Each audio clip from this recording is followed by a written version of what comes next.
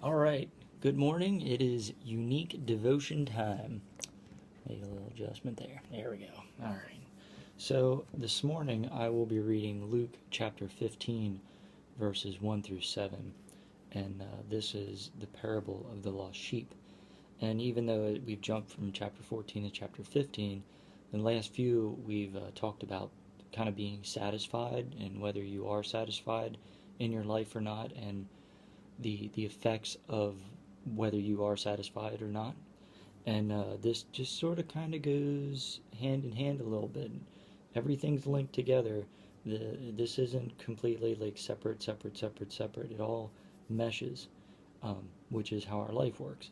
All the separateness comes together to create a togetherness. So, chapter 15, verses 1 through 7. Then all the tax collectors and the sinners drew near to him to hear him. And the Pharisees and scribes complained, saying, "This man receives sinners and eats with them."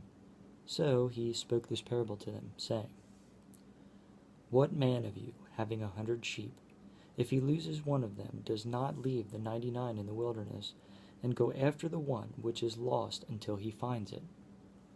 And when he has found it, he lays it on his shoulders, rejoicing. And when he comes home, he calls together his friends and neighbors, saying to them, 'Rejoice with me, for I have found my sheep which was lost.' I say to you that likewise there will be more joy in heaven over one sinner who has repentance than over 99 just persons who need no repentance." Well, we could talk about whether we're sinners or not, and what sins are. We could talk about repentance and what that means as an eternal word and as a now word. But I'm going to read this instead, because this is what God kind of pulled out to me to look at for myself for the day, and that's what I'm going to look at.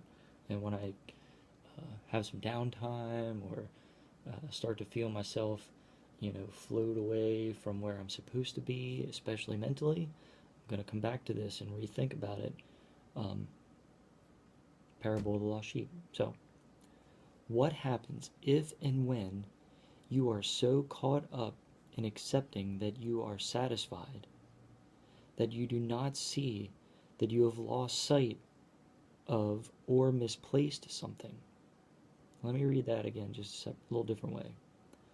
What happens if and when you become so caught up in accepting that you are satisfied, the spirit of satisfaction, that you do not see that you have lost sight of or misplaced something?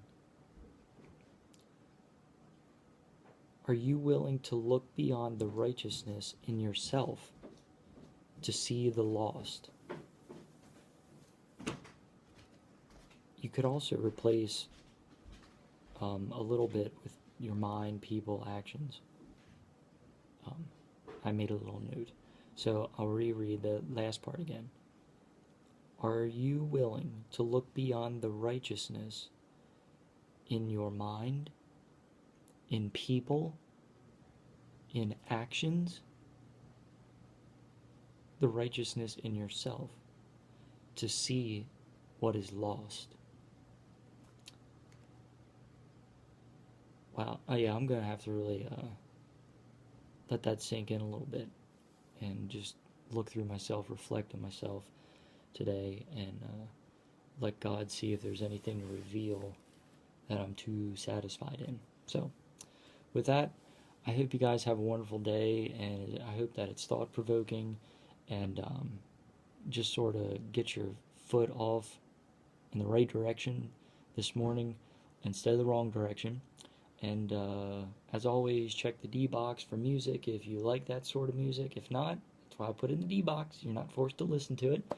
And I hope that God gives you all the blessings you deserve today and all the blessings you don't deserve. Until next time, have a wonderful day.